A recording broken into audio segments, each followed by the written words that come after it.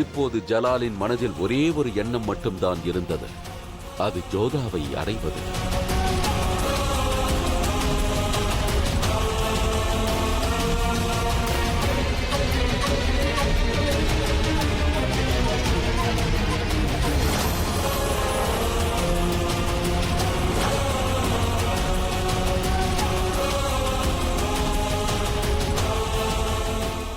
ஜலாலின் பாதை மாறிவிட்டது. சரித்திரம் இப்பொழுது மாறவிருக்கிறது. சரியான தருணம் தான் அமைய வேண்டும்.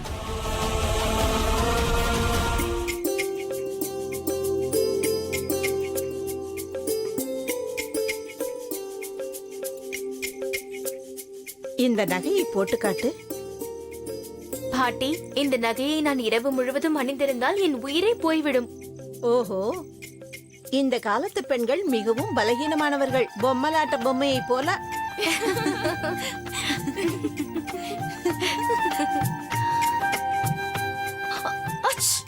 பார்த்தாயா, உன் உடம்புக்கு ஏதோ ஆகிவிட்டது. ஜலதோஷம் தான் பிடித்துள்ளது தாயே. ரேவா, சாம்பிராணியை போடு. உன்னிடம் ஒன்று கேட்க வேண்டும் என்று நினைக்கிறேன். கேட்கட்டுமா? கேளுங்களேன். அப்படி என்றால் சொல். நீ தீபத்தை தண்ணீரில் விட்டாயே, அப்பொழுது உனக்கு ஏதாவது தென்பட்டதா?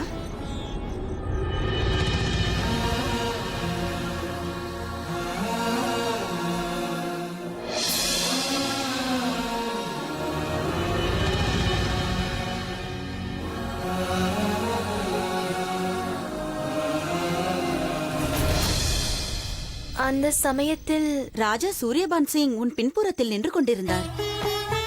ஆனால் ஜோதா அவரை பார்க்கவே இல்லை. நீ மீண்டும் ஆரம்பித்து விட்டாயா? ஏனென்றால் அந்த சமயத்தில் தான் பலமாக காற்று வீசியது. அப்போது அவர் வஸ்திரம் கீழே விழுந்து விட்டது. உங்களுக்கு தெரியுமா? ஜோதா தண்ணீரில் தீபத்தை விடும் பொழுது அவர் குனிந்தவாறு இருந்தார். பொய். அங்கு அவர் இருந்ததை நானே பார்த்தேன். ஜோதாவிற்கு பின்புறமாகவே நின்று கொண்டிருந்தார். ஜோதா, நீயே சொல்.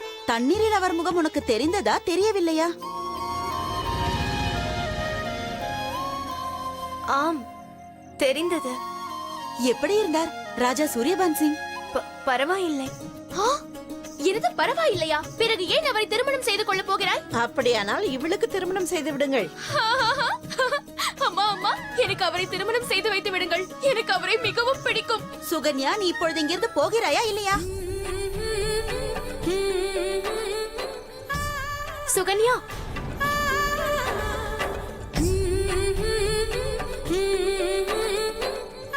சுகன்யா, உன்னுடைய கண்ணாடி வளையல்கள் எனக்கு வேண்டாம். ஏன் சொல்கிறேன் என்றால், எனக்கு பிடித்ததை உனக்கு கொடுத்து விட்டேன் என்று நினைத்துக்கொள். இதை நீயே வைத்துக்கொள். சுகன்யா, நீ எனக்கு கொடுத்த ஒவ்வொரு பொருளும் விலை மதிப்பற்றது. இந்த வளையலும் அப்படிதான். உன்னுடைய கோபமும் தான். நாளை இதை கண்டிப்பாக நான் அணிவேன். திருமண அறிவிப்பு நாளன்று ஜோதா கண்ணாடி வளையல் அணிவாளா? ஆமாம் தாயே, இது சுகன்யாவுக்கு மிகவும் பிடித்த பொருள். நான் இதை எப்பொழுதும் அணிந்திருப்பேன். அப்பொழுதுதான் என் தங்கை எப்பொழுதும் என்னுடன் இருப்பது போல் உணர்வேன். நீ என்ன வேண்டும் என்றாலும் சொல். நான் உன் திருமணத்தை பற்றி அறிவிக்கும் போது வரமாட்டேன். சுகன்யா, நீ ஒன்றும் கவலைப்படாதே. அவள் வரமாட்டேன் என்று சொன்னாலும் நிச்சயமாக வருவாள். எனக்கு தெரியும், சுகன்யா நாளை கண்டிப்பாக வருவாள்.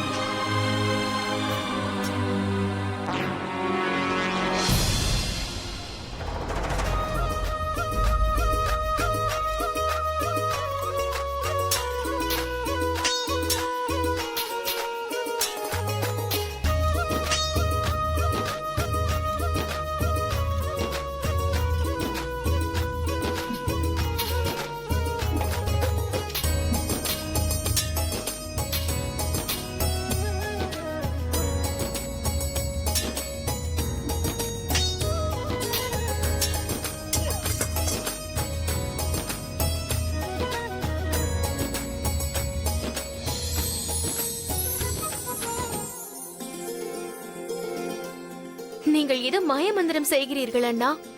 உங்கள் கண்கள் கட்டப்பட்டு இருந்தும் கூட எவ்வாறு சரியாக என் வாளை எதிர்கொள்கிறீர்கள்? உடல் மனம் இரண்டும் ஒன்று சேர வேலை செய்தால் ஆத்மா நமக்கு உதவி செய்யும். அப்போதுதான் நமது வாள் நம்முடைய பாதுகாப்பாக இருக்கும். ஒருபுறம் தாக்கவும் செய்யும், ஒருபுறம் தடுக்கவும் செய்யும்.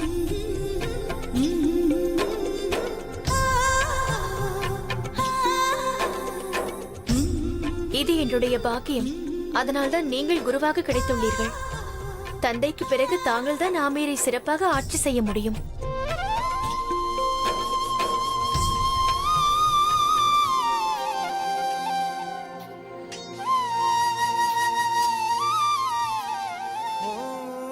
தாங்கள் எங்கு சென்றீர்கள் சுஜாமல் அண்ணா?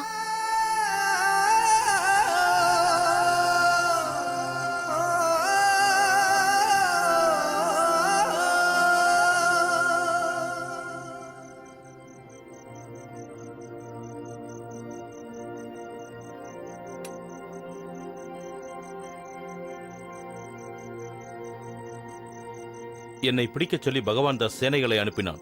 அவரிடமிருந்து தப்பித்து நான் இங்கு வந்திருக்கிறேன். 2 நாட்களாக நான் தலைமறைவாக இருந்தேன். இப்போது தாங்கள் கூறுங்கள், உங்களால் எனக்கு உதவ முடியுமா, முடியாதா? முதலில் உணவருந்துங்கள். இது பற்றி நாம் பிறகு பேசிக் கொள்ளலாம். நான் எப்படியாவது ஆமீரை அடைய வேண்டும். அது அவ்வளவு சுலபம் அல்ல. அப்படி என்றால் ராஜபுத்திரர்கள் அனைவரும் இணைந்திருக்கிறார். அதனால் என்ன? நான் உரிமைக்காக போராடுகிறேன். தாங்கள் என்னுடைய நண்பர் என்பதால் தங்களிடம் உதவி கேட்டு வந்துள்ளேன். ஆனால் ஆமீர் கோட்டைக்கு வெளியே இன்னொரு மிகப்பெரிய பிரச்சனை வந்துவிட்டது சுஜாமல். எனக்கு புரியவில்லை. ஜோதாவின் திருமணம் பான்பூரின் சூரியபானுடன் நடக்கவிருக்கிறது. இப்பொழுது ஆமீரை தனியாக வெற்றி கொள்வது சுலபம் அல்ல. அதனால் தாங்கள் கூற வருவது எனக்கு உதவி செய்ய மாட்டேன் என்றா? என்னுடைய இயலாமை அது. இருந்தாலும் தாங்கள் எனது நண்பர். போதும். நண்பன் என்ற வார்த்தையை இனிமேல் தாங்கள் கூறாதீர்கள். அதை என்னால் ஏற்க முடியாது. தாங்கள் எனக்கு உணவளித்தது போதும். என் பசி அடங்கிவிட்டது.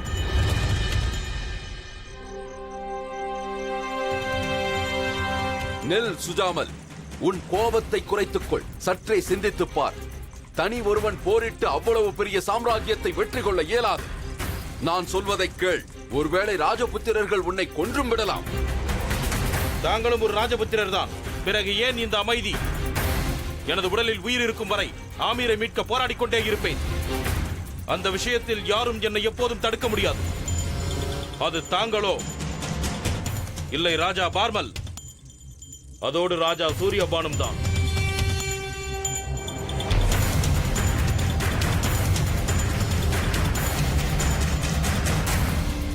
சில நேரம் மதி இப்படி மழுங்கத்தான் செய்கிறது. ராஜா சூரியபான், ராஜா சூரியபான், ராஜா சூரியபான், ராஜா சூரியபான், ராஜா சூரியபான், ராஜா சூரியபான், ராஜா சூரியபான், ராஜா சூரியபான், ராஜா சூரியபான், ராஜா சூரியபான். தாங்கள் ஜோதாவை திருமணம் செய்ய சம்மதித்ததற்கு அனைத்து ராஜபுத்திரர்களும் உற்சாகம் அடைந்து விட்டனர்.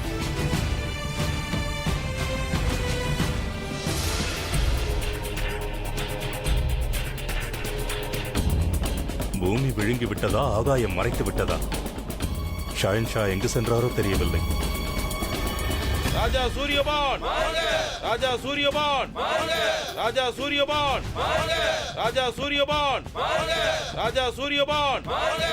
ஜோசியரே நில்லுங்கள்.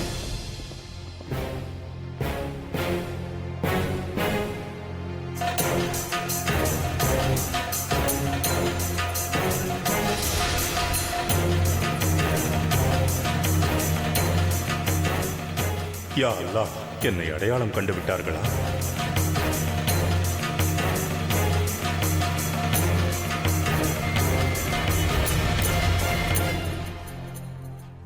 தங்களின் பஞ்சாங்கம் கீழே விழுந்து விட்டது. தங்களுக்கு மிக்க நன்றி. இது கிடைக்காமல் இருந்திருந்தால் மிகவும் கஷ்டப்பட்டிருப்பேன். இதில் எத்தனையோ ராஜாக்களின் வருங்காலம் ஒளிந்திருக்கிறது. காலையிலிருந்து ஒருவரும் கிடைக்கவில்லை. ஒருவரும் கிடைக்கவில்லையா? அப்பொழுது நான் தொடங்கி வைக்கின்றேன். எனது வருங்காலத்தை பற்றி கூறுங்கள். வருங்காலமா?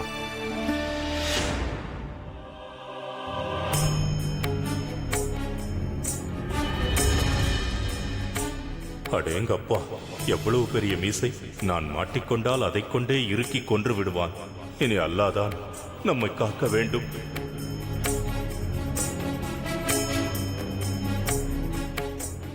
தாங்கள் ஒரு அரசர்.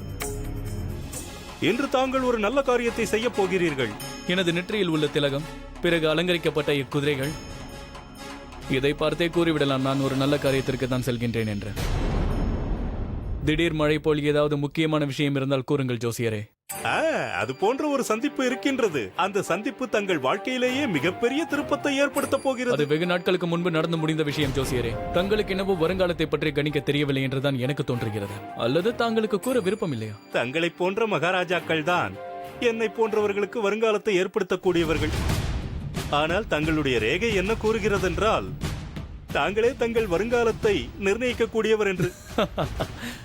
உண்மைதான். ராஜா எப்பொழுதும் தன்னுடைய வருங்காலத்தை நிர்ணயித்துக் கொள்வான்.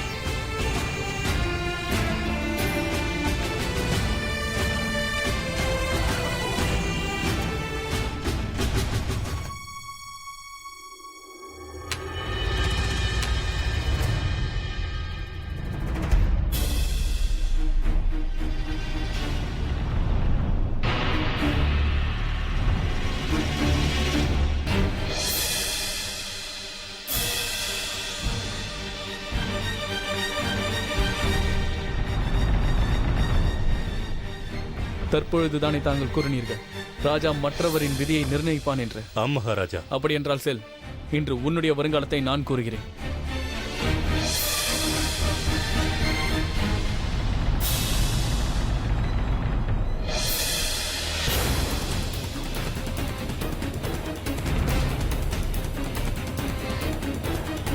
ஜலாலின் பெயர் பொறிக்கப்பட்ட காசு உன்னிடம் எப்படி வந்தது? முகலாயரா நீ? இல்லை இல்லை இல்லை. இவனை சோதனையிடுங்கள்.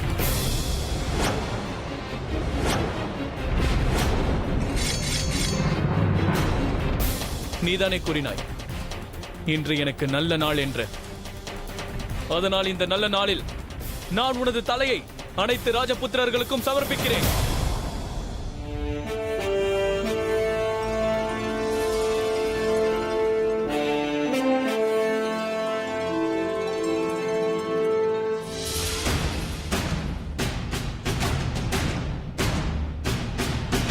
ராஜா சூரியபான், ராஜா சூரியபான், ராஜா சூரியபான், ராஜா சூரியபான், ராஜா சூரியபான், ராஜா சூரியபான், ராஜா சூரியபான், ராஜா சூரியபான், ராஜா சூரியபான், ராஜா சூரியபான், ராஜா சூரியபான்,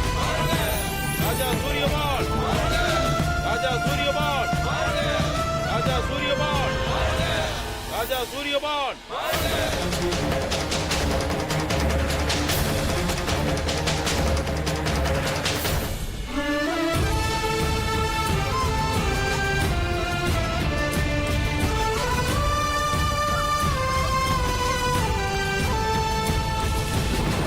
ராஜா சூரியபான், ராஜா சூரியபான், ராஜா சூரியபான், ராஜா சூரியபான், ராஜா சூரியபான்,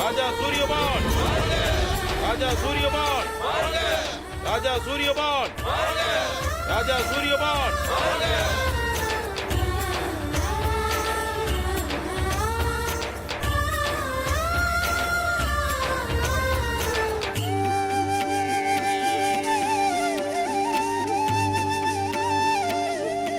ராஜா சூரியபான், ராஜா சூரியபான், ராஜா சூரியபான், ராஜா சூரியபான், ராஜா சூரியபான், ராஜா சூரியபான், ராஜா சூரியபான், ராஜா சூரியபான், ராஜா சூரியபான், ராஜா சூரியபான், ராஜா சூரியபான், ராஜா சூரியபான், ராஜா சூரியபான், ராஜா சூரியபான்.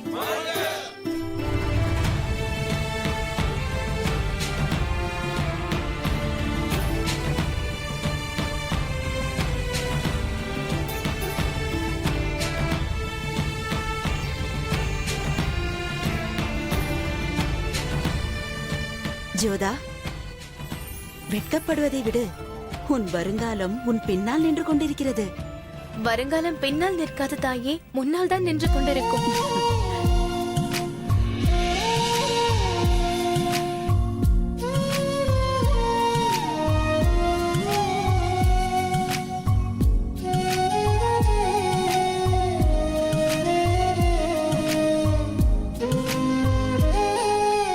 ராஜா சூரியபான் ராஜா சூரியபான் ராஜா சூரியபான் ராஜா சூரியபான்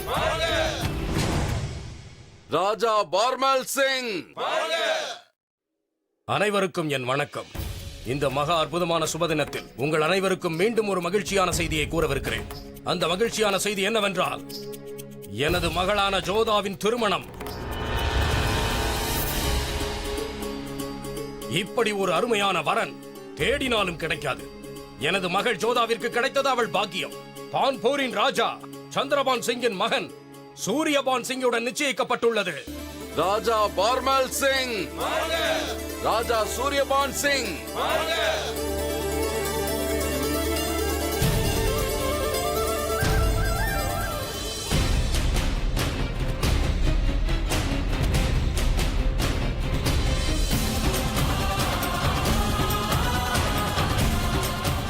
இவர்தான் ராஜா சூரியபானா? அப்படி என்றால் நான் பார்த்தது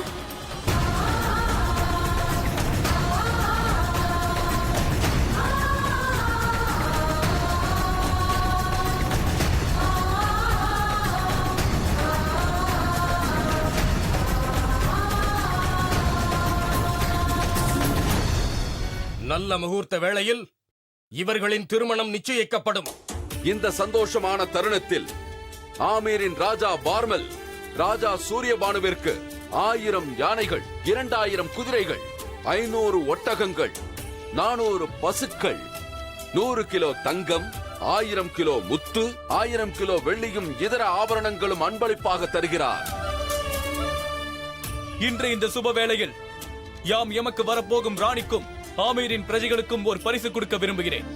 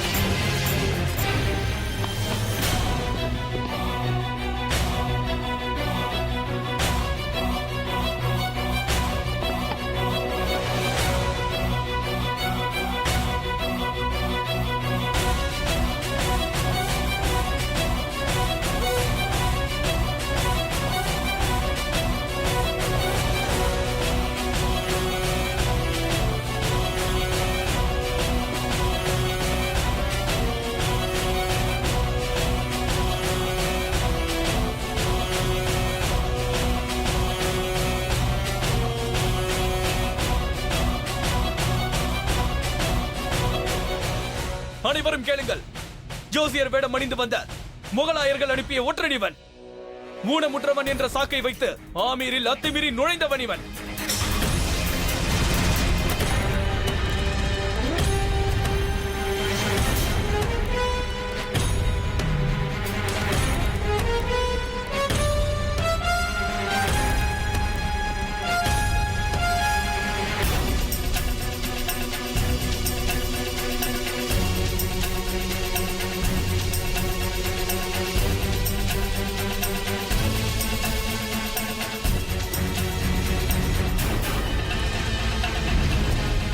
இந்த ஊனமுற்றவன் நமக்கு எதிரி. அனைத்து ராஜபுத்திர ராஜ்யங்களுக்கும் எதிரி. இவனுக்கு கடுமையான தண்டனை கொடுக்க வேண்டும். தாங்கள் எனக்கு அனுமதி கொடுத்தால் தங்கள் அனைவரின் முன்பாகவே இவன் தலையை வெட்டி விடுவேன். முகலாயர்கள் அனைவருக்கும், முக்கியமாக அந்த ஜலாலிற்கு, ராஜபுத்திரர்கள் முன்பு மாறுவேடம் அணிந்து வந்தால் என்ன நடக்கும் என்று அவர்கள் புரிந்து கொள்வார்கள்.